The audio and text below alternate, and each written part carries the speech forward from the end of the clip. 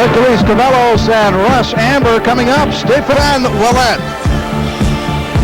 as he'll go up against Tyler Emmett Hughes. And gentlemen, this is a fight we're looking forward to, as I'm joined again by Dale Brown and Don Majeski. It's been a while since Stephane Ouellet has been inside a ring, and certainly he's been training, and we see the video of him training, but I think it's more of a psychological factor for him as he enters the ring. I think definitely, coming off of 2 losses to Davey Hilton, being knocked out both times, the first fight being so dramatically in the final round when he was winning the fight.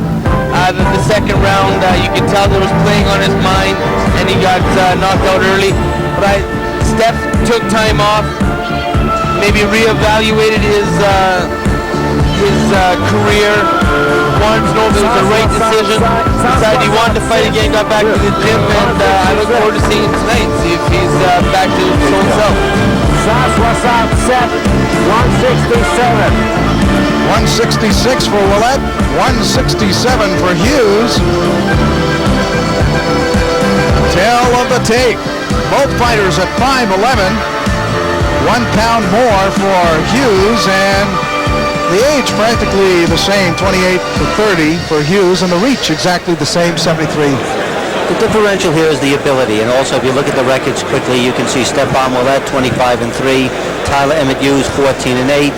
So you've got a kid who's been a winning fighter. Again, the psychological thing, can he overcome those 2 knockout losses? And he's fighting in a new weight class, super middleweight, so maybe making the weight hurt him against Hilton. We'll see what happens here tonight if he can be successful in a heavier weight division. A lot of people make a lot of noise about Stephane Ouellet being a poet and that he doesn't concentrate fully on boxing. It doesn't mean that because you have other activities that all of a sudden you're not concentrating fully on boxing. I mean, is that fair that people say that? Well, I think where it comes down to a point where if a fight like tonight, then you concentrate fully and solely on that fight. I think you need to be 100% concentrated mentally and physically to go into a ring and do what these guys do. When you're away from the ring, when you have that time off, of course, everybody has their own life. But Stephane was training, getting back into the ring, working hard, so I'm really looking forward to seeing if his mind is set tonight to go in the ring and fight again. And coming back for all the wrong reasons is disastrous for a boxer, isn't it, Don? No, absolutely. You don't come back just if you need the money. That's when the fighters start to lose. He's come out, made 2 big paydays with Hilton. He's pretty well set financially. He has something to prove to himself, and I think this is his opportunity again. Fighters have done it before, and it's the crossroads with Stephane Ouellet. We probably won't see him in a great fight tonight, but we'll just see how he can come off 2 knockout losses, and then they'll start to build his career up towards fighting in the super middleweight division. And those knockout losses, of course, to Davey Hilton Jr., we broadcast both of them here on Viewer's Choice, and I'm going to ask you both, gentlemen, the same question. What stands out from that fight, or those fights? I remember fight number 1. I thought the referee did a terrific job in stopping it late, as it appeared to me Ouellet was ahead, and then Hilton rallied late in the fight, and I thought he did a terrific job in stopping the fight. In fight number 2, I don't think Ouellet really reestablished his psyche where it was supposed to be by the time he got inside the ring, and it was all Davey Hilton. No, absolutely. Stephane Ouellet, as we say, is a very complex man. He reads poetry, reads Baudelaire. He's involved with motorcycle gangs. He does painting. He's a very strange kind of a person for a fighter. Now, there's the question to be answered tonight. He was winning the fight against Hilton and got knocked out. The next fight, he was just completely overwhelmed. How is this going to affect him now? Does he have anything left? We don't know. Is it as simple as saying that he may not have the chin that some people think he has? I don't think it's as simple as that. Some people, you don't have the chin and get dropped with an easy punch.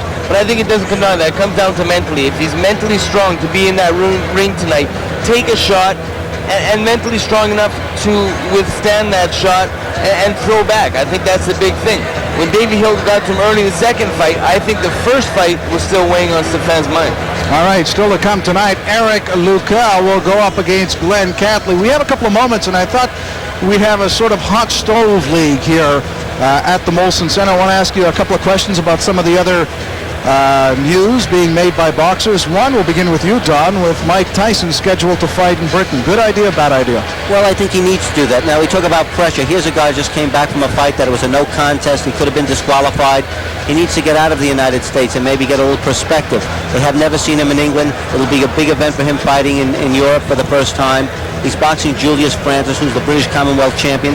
Not a great fighter, but he won't be under the microscope as he would have been over here. Yes, he'll be a big story, but I think he needs to start to widen his parameters. And Dale, after watching the Evander Holyfield fight against Lennox Lewis, now I understand why people like Mike Tyson. I mean, he's exciting inside the ring. He's a lot more active than both of those fighters were in their championship fight. I, for one, personally do not like Mike Tyson just for what he did in the last fight. I thought he should have been disqualified. I like to see him go away fighting England because I'm tired of his kind of fights and what they're showing on pay-per-view. I think the fans are getting tired of it and they don't want to see Mike Tyson anymore. I think this is why they're taking him to England.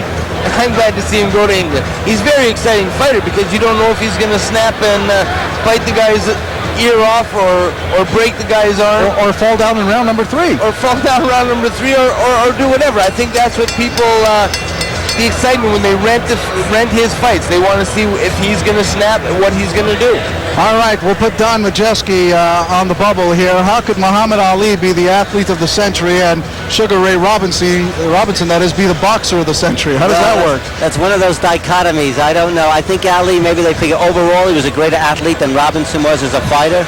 As we said earlier, that Sports Illustrated voted their greatest athletes, and in this category were Jack Nicklaus and Rod Laver.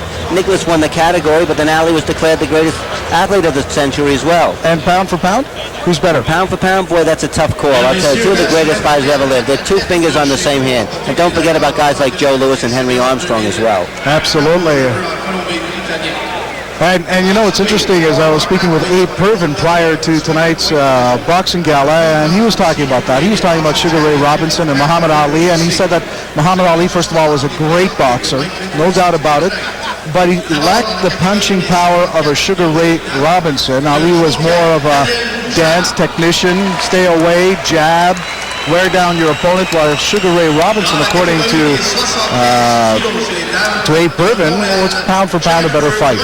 So Ray Robinson is generally considered the greatest fighter ever lived. I'll give you a quick example. By 1949, the end of it, he had compiled like 102 wins, 1 loss, 1 draw, 62 knockouts, and beaten 5 Hall of Famers, including Henry Armstrong, Kid Gavilan, Jake LaMotta, Sammy Angot, and Fritzy Zivit. That's a pretty darn good record to try to overcome. And the last time I saw you was prior to your championship fight, Del Brown. I know that it was a terrific effort against Girard. When you look back at that fight, is there anything that you would have changed? Yeah, I wouldn't have laid on the ropes. So that was the big thing. That was the changing of the fight. The first few rounds, I'm a slow starter. Fifth round, I laid on the ropes. I got caught with some big punches. I ended up taking a knee because I felt that I was in danger. The ref would step in. I got back up, fought hard in 6, 7, and 8. 9 was close. 10, I was winning the fight and got caught with another big punch. So if and when we meet again, I will not lay against the ropes. If I have Girard in the middle of the ring, I beat him.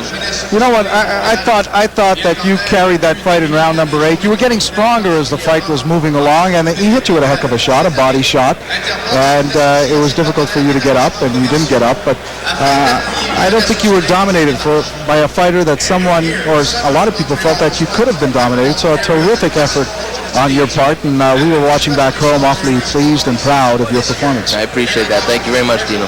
Fair enough.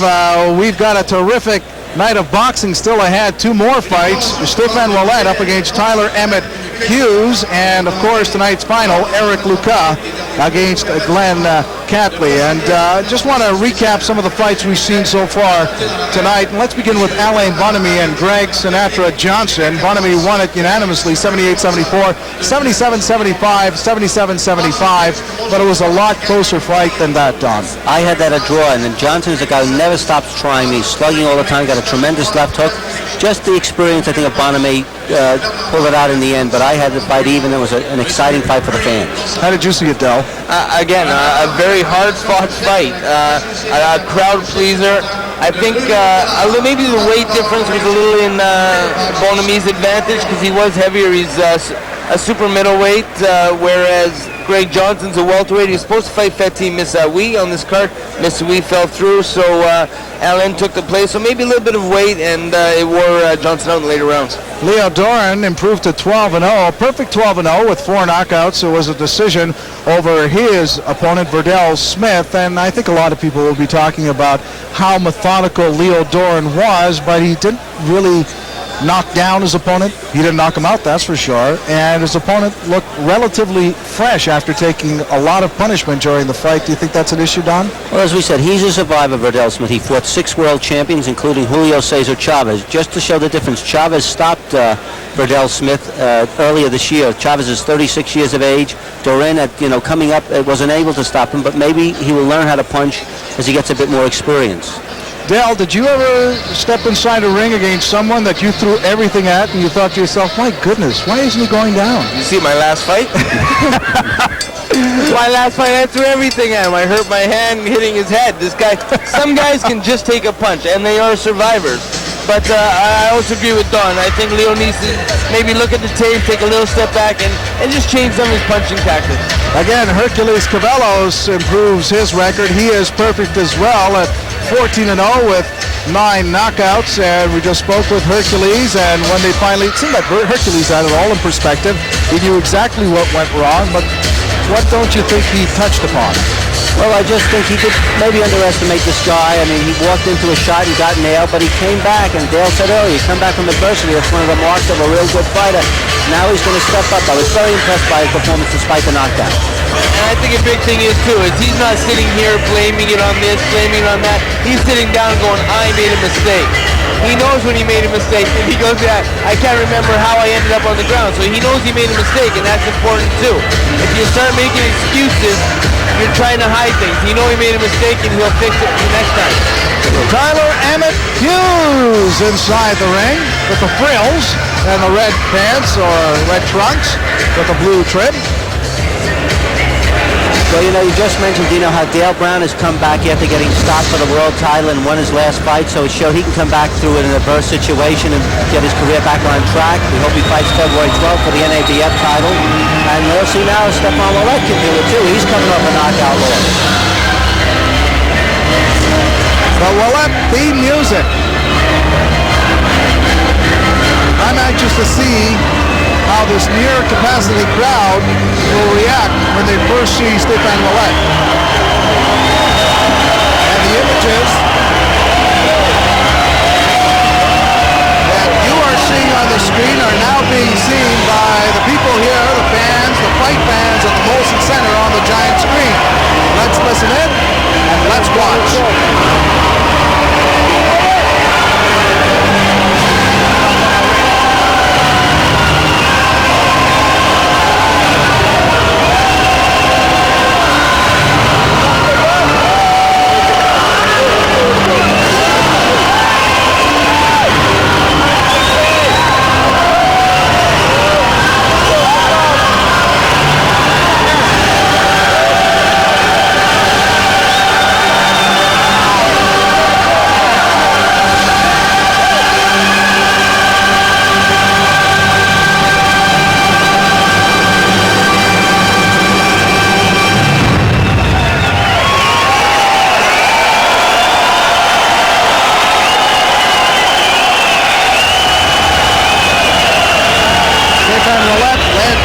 Inside the ring by Yvon Michel.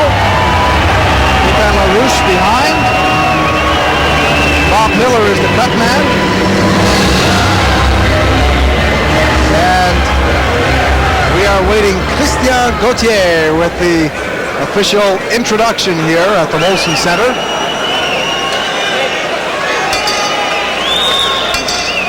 Mesdames et messieurs, le 5e combat professionnel de la soirée est prévu pour 8 rondes.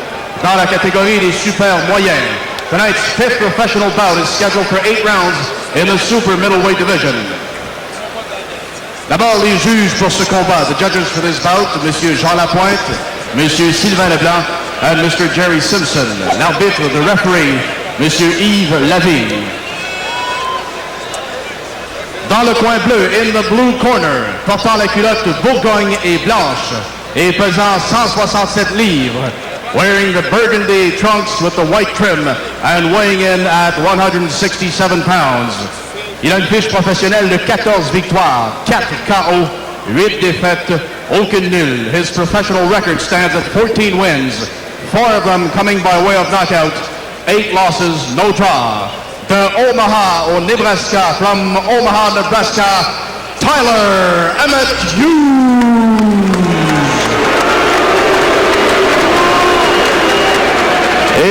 dans le coin rouge, in the red corner. Portant la culotte noire et pesant 166 livres. Wearing black trunks and weighing in at 166 pounds. Il a une fiche professionnelle de 25 victoires, 16 KO, 3 défaites, aucune nulle. His professional record stands at 25 wins, 16 by knockout, 3 losses, no draws. Ex-aspirant numéro 1 mondial, he is a former world #1 contender de Jonquière, Québec. From Jonquière, Stephane Ouellet.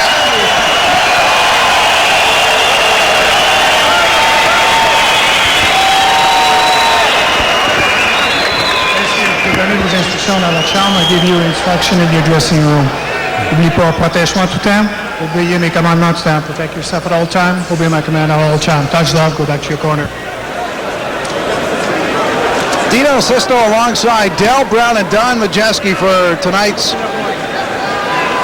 almost like a final. Dell, fans are clearly in the corner of Stephane Ouellet. They want to see him back in. They want to see him. They want to see him do well. They just hope Stephane back, and I want to see him enjoy himself in the ring and go in and make a really good show this evening. Ouellet in the solid black trunks, and his opponent, Hughes, from Omaha, Nebraska, in the red and blue trunks. The frill on the side. Or if you prefer, Ouellet, the well-tattooed fighter. As Hughes begins the fight by working the body, Ouellet's using the jab.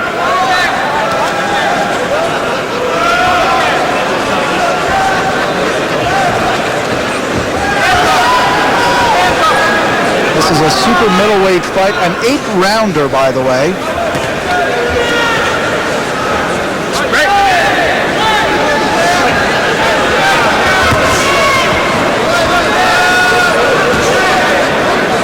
Ouellet moves in with the the left hand, looking to set up that right hand, and he does right there. Very nice. The left hook right back down to the body. Good combination for Ouellet.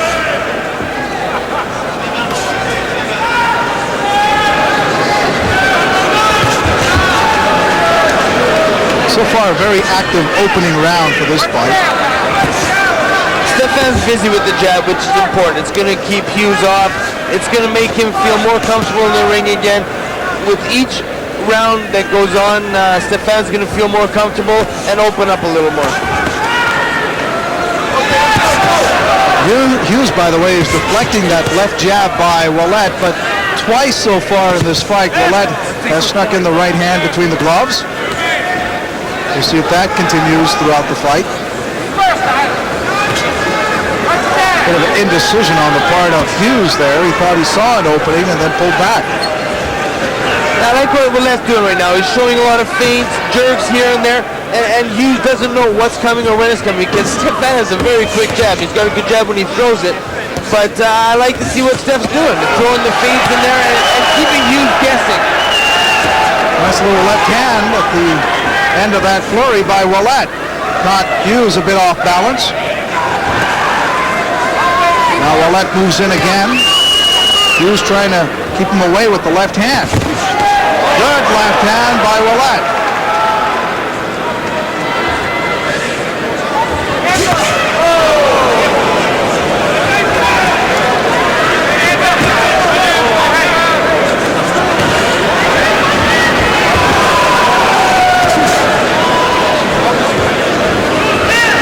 Ouellet's competitive spirit is guiding him through this first round, and I think that Ouellet easily claimed round number 1. I definitely think he won that first round. I agree. Catley inside his dressing room here at the Molson Center, and if you're not familiar with the Molson Center, that is the visiting dressing room for hockey games.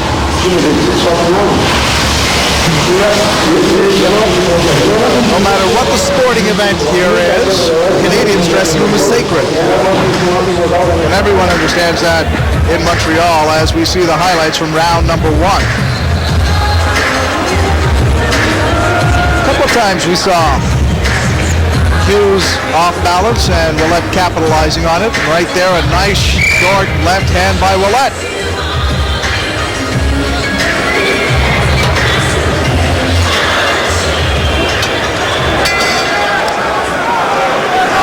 Tonight's gala brought to you by Le Casino de Montréal and VideoWay. 10-9, Ouellet over Hughes, according to Guijutra, the opening round. This is round 2 of 8. And the 8-round distance should help Ouellet because he doesn't have to go a full 10. I think his first fight back, he might be a bit tentative.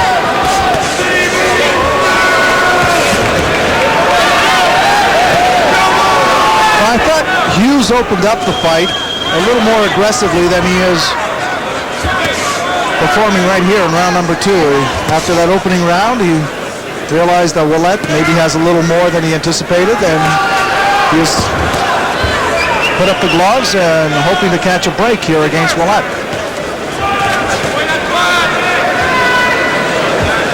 The expression on Stephane's face looks extremely confident. He doesn't seem to have any concerns there. I mean, he's, looks very focused.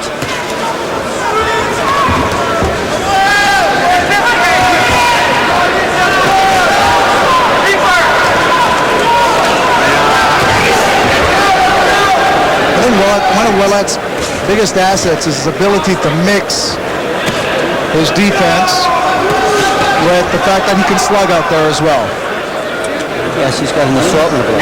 That's just his competitiveness, when they get into a slugfest, he wants to show that he's the better man, so he'll throw down when people want him to. I like what he's doing right here. He's just throwing the jab. He's getting comfortable in the ring again. It's been 6 months. He's moving his head, using his jab. He's fighting a very smart fight right now.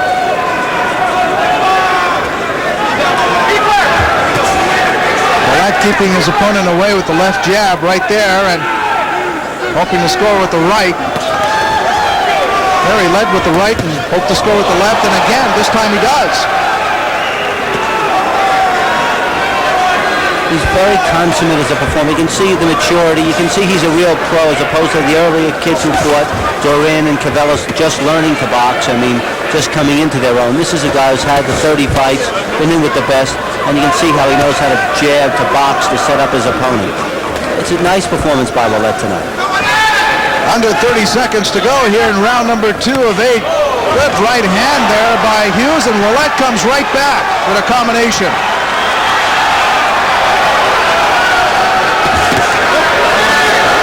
Ouellet took one of those shots off the gloves.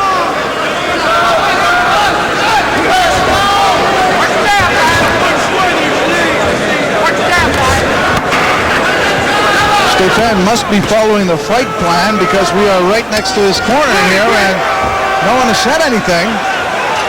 So obviously he is doing what he is supposed to do out there in the ring.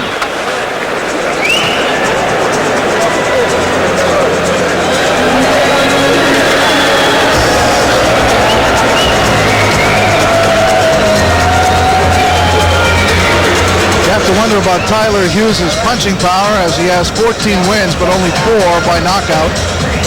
Well, I don't think they wanted to take a chance with a hard punch, especially after those 2 knockout losses. And again, to try to get him back into the rhythm again. It's sort of like going to the minor leagues before you step back up into the major leagues when you've had a break or something like that. That was the end of round number 2.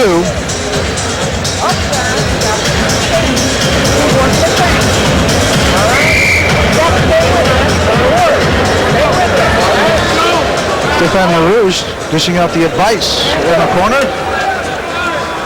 as we are set here for round number 3. And it's underway. Ouellet in the solid black trunks, Hughes in red with blue trim, and the frills, I should say. Hughes from Omaha. Ouellet now using the left jab.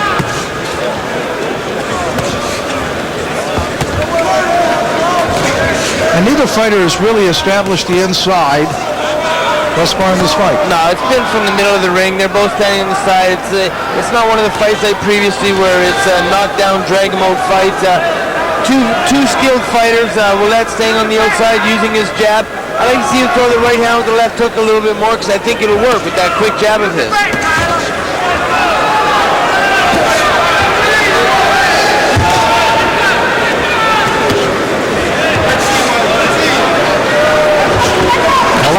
active with the gloves. Throwing a lot of different punches, just throwing them, throwing some body shots, going upstairs. I even saw a long left hook, hoping to land. It missed. Well, he's basically getting the kinks out now, you know. Restoring his self-confidence. Guys, just getting some rounds under his belt, feeling comfortable in the ring again. I think he's fighting well, moving his head, using different combinations, different punches. He looks very solid at the super middleweight. I don't see where he could have made middleweight. He would have had to take off an awful lot of weight. It must have been a strain. I think it was a strain, Don. I think that was a big factor in the Hilton fights as well. He had to get down to 160 pounds. I think it was tough. He looks very solid at 168. He looks trim. He looks fit, and that could have been a big factor.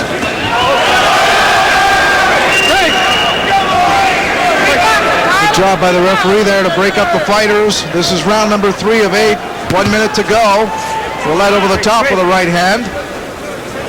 Now the referee jumps in again. They have a cut over his left eye that might have happened in training while that. If you see, they've got Vaseline over there masking that eye. Does he have a tendency to cut in the gym, Dale? No, not in the gym. I haven't seen him cut. Obviously, we're very protected by headgears and stuff in the gym when we're sparring, so I didn't detect a cut in the gym. The crowd lending support now to Stephane Ouellet.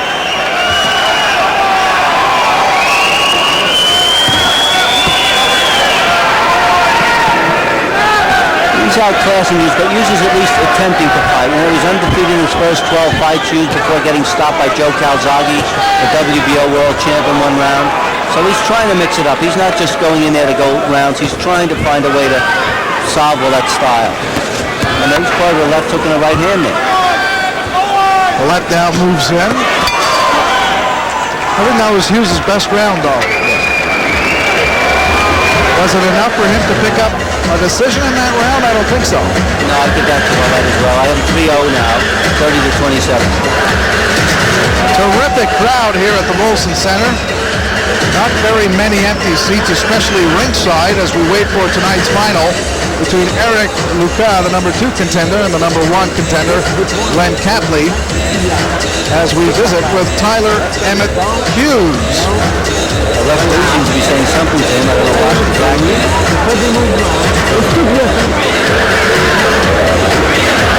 Runs in with a right hand, Hughes, and then Ouellet counted and came right back. One thing about Ouellet, though, in this fight, he is not countered as often as one would hope. And Dale, is that a matter of timing? Yeah, a little bit of time. He's been out of the gym a while. I know he's trained as part for this fight, but it's not the same as being in the ring in a real fight. His time is going to be a little bit off, but even Stephane being a true professional, as each round goes on, his timing will get better.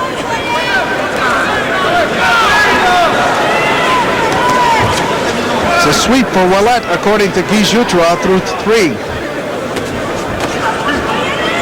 Again, this is not going to be a thrilling fight. You've got a well-conditioned guy in Hughes. Ouellet done his comeback. He's not going to really take any great chances. I think he'll win an 8-round decision here, which won't be bad again. He needs the rounds as well, Dale, I would think, with the layoff. I agree. He just needs to get that confidence back in, get back in the ring, and feel good being in the ring again. A large contingent Hells Angels here tonight, I notice in the audience. That's some of the staunchest supporters of Ouellet. They are certainly in attendance every time Stephane Ouellet is inside the ring. Right now, the fans are getting a little impatient here at the Molson Center with the lack of action inside the ring.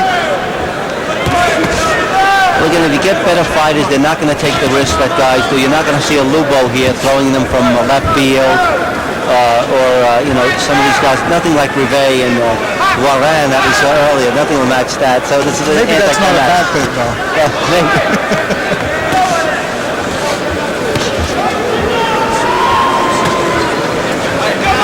Luca moves in, looking for the opening against his opponent, Hughes. Ouellet waves with the left hand and misses.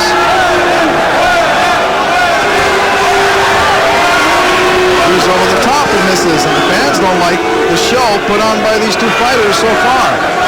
Well, again, with more mature fighters, you're not going to take risks. It's not going to be up and down like you did with Cavellos and Lugo. And this is really where I hope we'll just relax. Let the crowd react the way they want to react. Let him go in and do his business in the ring. He's doing what he thinks he needs to do to win in that ring right now.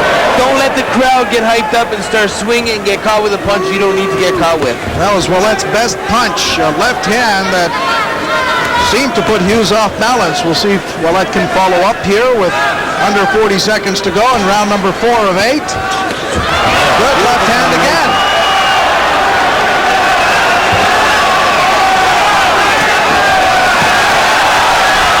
And Ouellet continues the assault. One thing about Stephane Ouellet, he knows how to finish off. And though Hughes is not really in trouble, if he does fall into trouble, Ouellet will charge.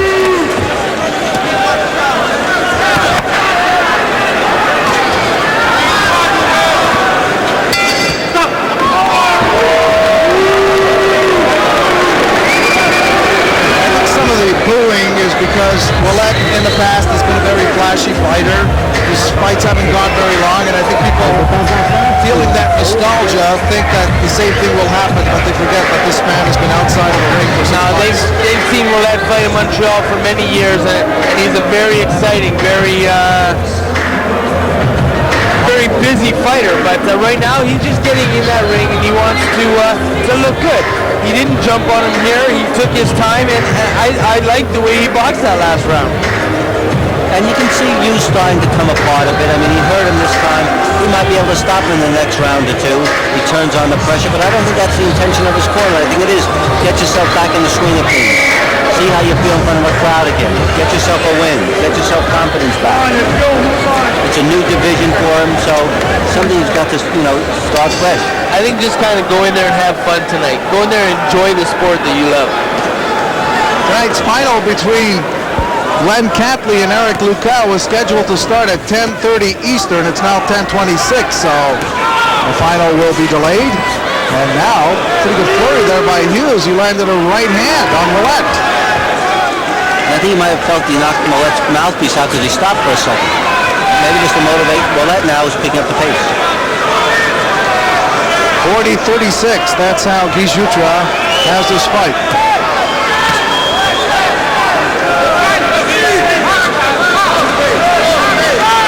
That was a problem with Stephane Ouellet in fight number 1 against Hilton. He kept on losing that mouthpiece. Yes. Kept on reaching down. Hilton later said, I was going to hit him because I didn't know if the judges were or the referee was going to penalize me, so I let him do it. Awfully nice guy, because not many would. Not many would. See, he's throwing, he's landing at will now. Ouellet's doing what he wants. Hughes is pressing the fight, but Ouellet is in control. Good combination. No, I don't think I see the speed I once saw with Stephane Ouellet, but that's also natural. He's a more experienced fighter now. And as again, he's at the heaviest weight he's been. He's 167 pounds, and he hurt him with the left hand. Now watch Ouellet here.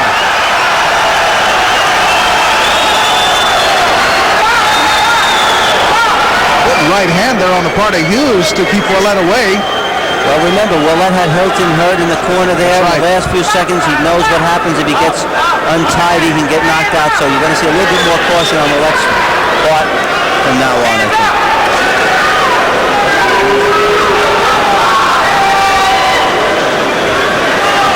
Ouellet waves with the right hand. Hughes comes back with the right himself, but misses.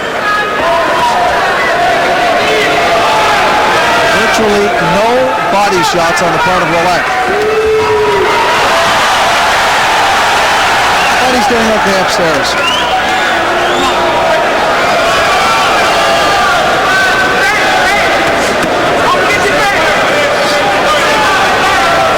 That is one drawback, you said, Dino. This is a man he's supposed to be using his arsenal on. He should be throwing some body shots, see what he can do inside, testing himself out, He's outclassing him. He's way ahead in the fight, and I think he's starting to do a little experimenting, see how he feels going to the body, mixing it up a bit more. Well, the headshots will be a lot more effective if those hands go down, and the only way those hands come down is if you land a few body shots.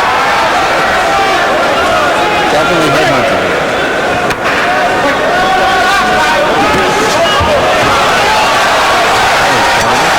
Hughes ducking away from Ouellet. Round number 5 into the books, scheduled for 8 here in Montreal at the Molson Center. There's a nod of approval from his corner. I saw Yvon Michel, shaking his head that he was in the affirmative, that he liked what he was doing. He's got 3 more rounds. He could very well stop Hughes. I don't think I'd be surprised if there's a stoppage in this fight, Don. I just feel that Stephane's breaking him down. Little shots like this where he's got Hughes bending over and he's hitting with some nice shots. That jab was a killer. Yeah. But again, hit him right behind the ear.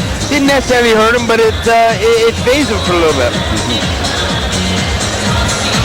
It's a very systematic performance on behalf of Ouellet. Not a spectacular performance, but a winning performance. And Ouellet seems to be getting stronger as the fight's moving along, and that's always a positive sign.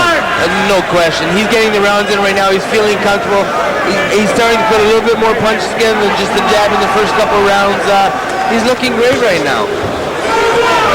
Opened up with a left hook and a jab.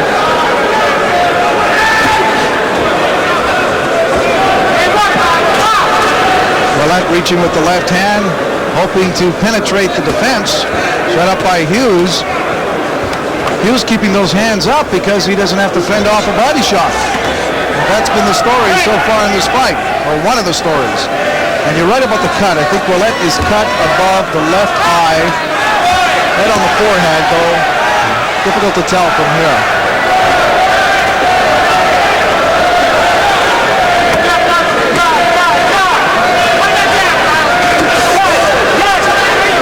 Good exchange there.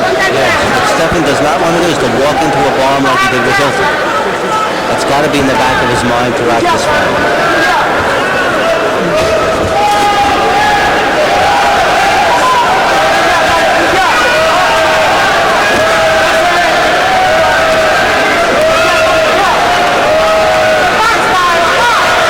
Right now, Ouellet's starting to control this round, especially over the last 20 seconds or so, firing punches with the left hand, connecting with the right.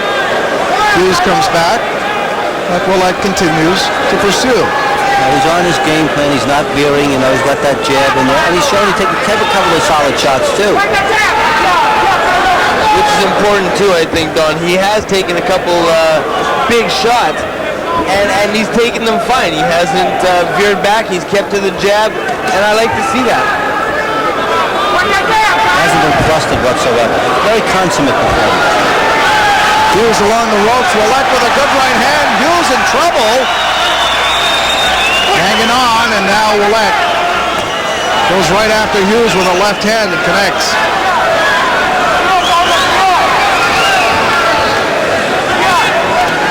First signs of real fatigue on the part of Hughes, but he lands a tremendous right hand on Ouellet. Ouellet has lost his mouthpiece. He won this round with that exchange and knocked his mouthpiece out. He's shaking his head, no, he's not hurt, which is a sure sign a boxer is hurt. Yes.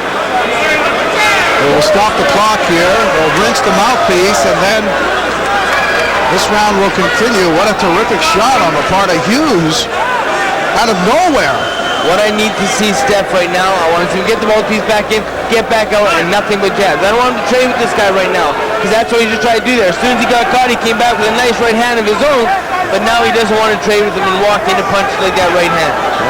And he's doing just as you would advise him, Dale. There he is, just on the jab, not getting, throwing caution to the ring. Just stay to the game.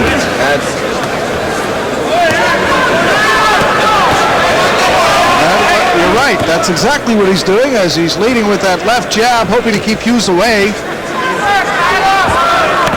And Ouellet is connecting with the jab, and we see a welt under the left eye of Hughes right now as this round is over.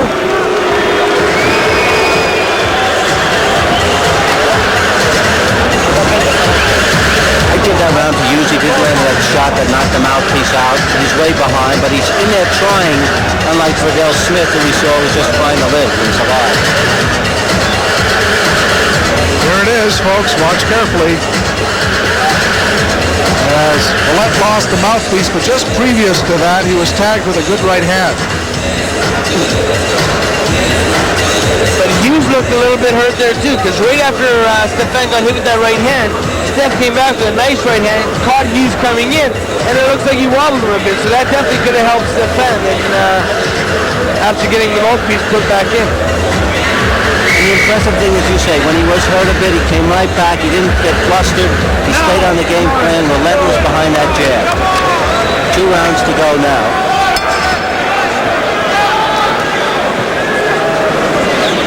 Round 7 of 8.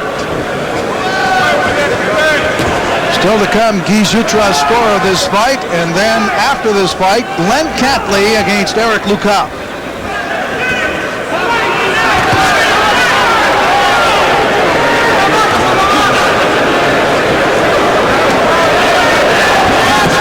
Good left hand on the part of Ouellet on the counterpunch.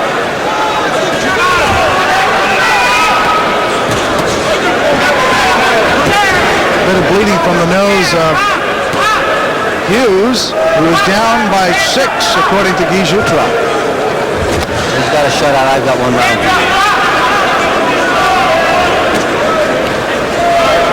Stephane doesn't appear to be tiring at all. He seems to be in very good physical condition for this. No, he's keeping the jab very sharp, doubling it up, tripling it up, and moving his head, which Stephane needs a bit of work at, and he's working on it right now, which is good to see. I think Stephane is also better cut for this fight than he was against Hilton. But sometimes consecutive losses will do that. Well, like Don had mentioned earlier too, maybe it was a bit with the weight problem. Made it down to middleweight, which is 160. Now he's fighting at super middleweight. He's more comfortable there, able to eat a little bit, and feeling stronger. Well, that's a great mental weight on you, that you have to make weight, you have to watch everything you do. You can't eat an extra piece of a sausage or an extra order of eggs. Now maybe he feels that he's matured into this weight, he's comfortable, he's solid, and then he go out and gives his best performance.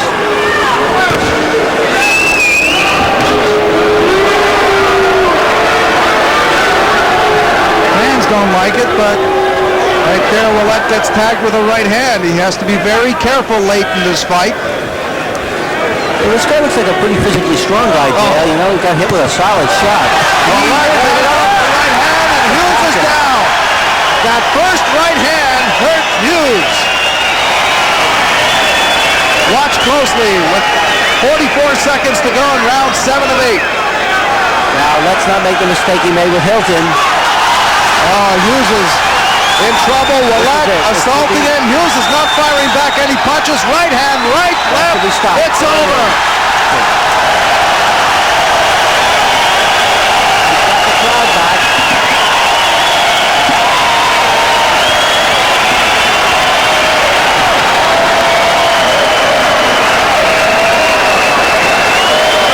A successful return to the ring for Stephane Ouellet here as he knocks out his opponent at TKO in Montreal in round number 7 of 8. And let's take absolutely nothing away from Tyler Emmett Hughes, who came to fight.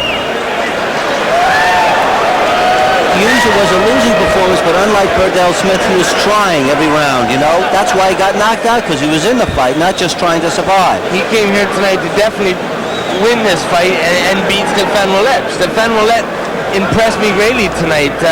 He showed great poise. Last there when he gave me the 8 count, he ran in a little bit. I didn't like to see. I wanted to see him get back with the jab. Take your time. If you got the knockout, great. If not, fine. Here's the knockout coming up. Solid That was right our shot. first right there it hand. goes. That's Delayed right. sort of pain left. And, all over his head. Right there to the jaw. Down he goes. A flurry of blows, not just one solid punch. In fact, Hughes never recovered from that original right hand. He got up, he fought some more, he was chased down by Ouellet. The fight was ended by the referee, as we'll see in the next few seconds or so on the replay, but it was that first right hand He's that just placed Hughes in assaulting him trouble. now, yes. There isn't any defense. He just can't fall because he's against the ropes, and the referee wisely stopped it. Ouellet now 26-3, 26 wins, 17 by knockout. Tyler Emmett Hughes falls to 14-9. Still to come, of course, Glenn Catley and Eric Luca. We will go inside the ring. Christian Gauthier is ready with the announcement.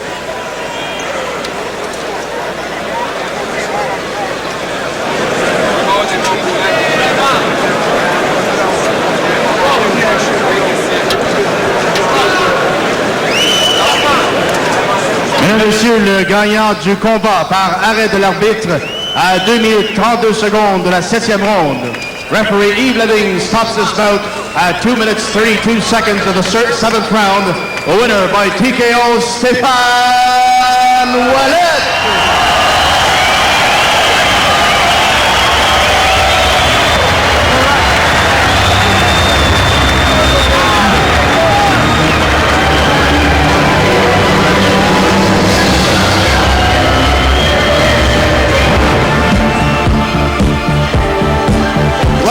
Is from Bristol, England.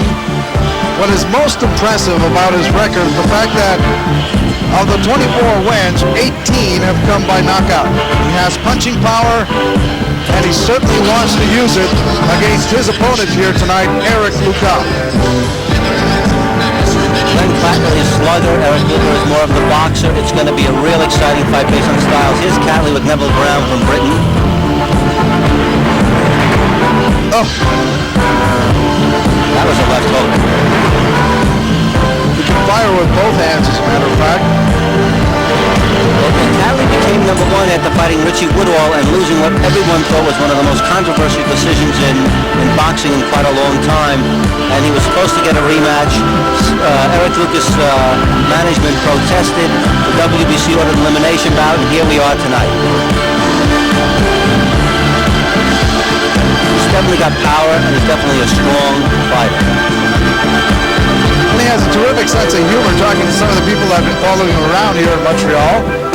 He certainly knows how to have fun inside the ring as he gets ready for a fight, but when he is, here's an example of it right there. This is at the Centre Claude Grubby Yard as they get ready for training, and he's ready. Oh yeah, bring on Eric Luca. Glenn Catley, and welcome back, Dino Sisto, alongside Del Brown and Don Majeski. And gentlemen, I want to begin with the final, and I want to know from you gentlemen if you think it's going to go the distance. And Don, you go ahead first. My opinion, yes, it will. I don't think that Eric hits hard enough to stop a guy like this, and I don't think Catley hits hard enough to stop a guy like Eric. It's going to be a real good competitive fight, and as you see, we have a near sellout here tonight. I think the word of mouth got out that this is one heck of a good fight. Do you agree? I agree. I think we're going to see a distance fight. I know Eric can punch, but I think it's going to be the type of fight where he's going to be moving around maybe to his side. Catley can punch hard, but Eric's defense is too good, and I think Eric's going to be too busy for him tonight. So does that mean that we will see Eric dance around a lot and try to establish the outside and control the outside, and we'll see Catley pursuing him around the ring? Is that... I think you're going to see Catley pursuing Eric. Eric not necessarily dancing and moving around the ring so much.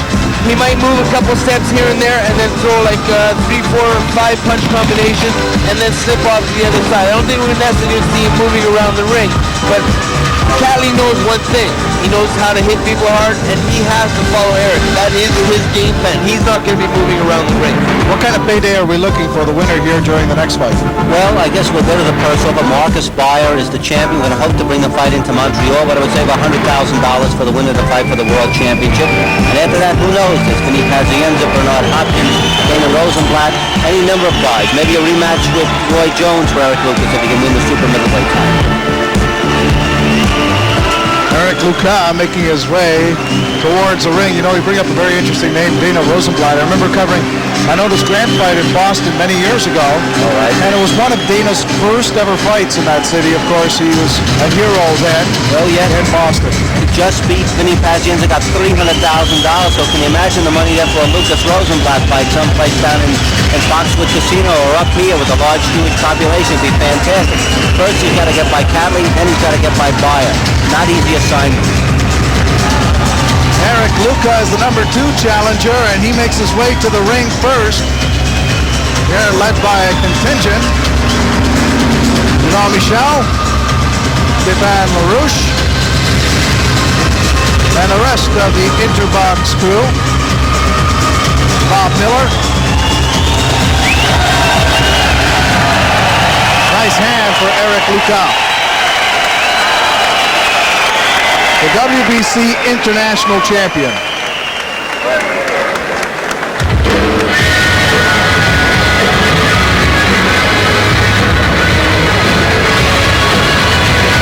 Height advantage, Luca. reach advantage slightly Catley. Now that's interesting. I mean, Luca, now Callie's was a middleweight. He moved up to fight with you all and made such a good performance. As I said, they were ordering a rematch, but Luca stepped in and demanded his opportunity, and that's how this fight was made. So he's got the frame of a middleweight. Eric, you can see, a bit taller there, 6 foot. He's going to have that boxing range. Callie will have to press the fight in order to win it.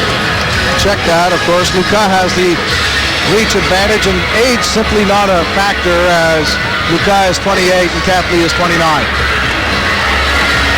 And that's Chris Sanagar in the light blue polo shirt coming into the ring. That's his manager. He's trained by Nigel Christian and Ali Smiley, who was a former Olympic weightlifter, 1968.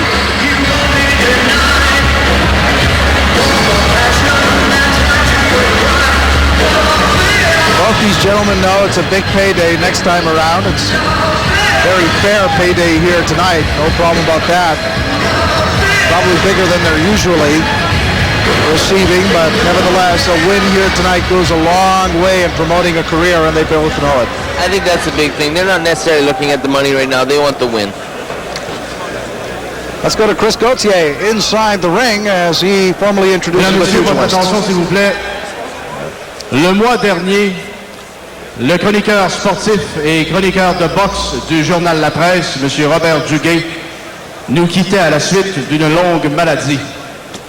Sa ferveur, son style particulier, sa plume, sa passion et son amitié ont marqué plusieurs d'entre nous.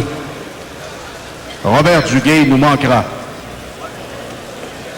Last month, sports and boxing reporter Robert Duguay from La Presse passed away after a long battle with illness. Tonight, please allow me to speak on behalf of all my colleagues and say that he will be sorely missed.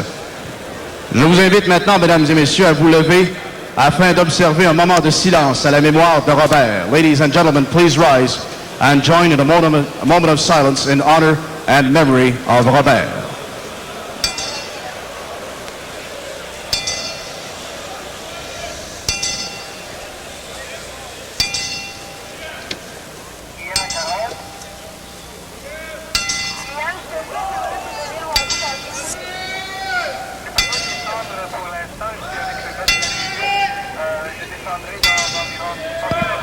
Merci, mesdames et messieurs. Thank you very much.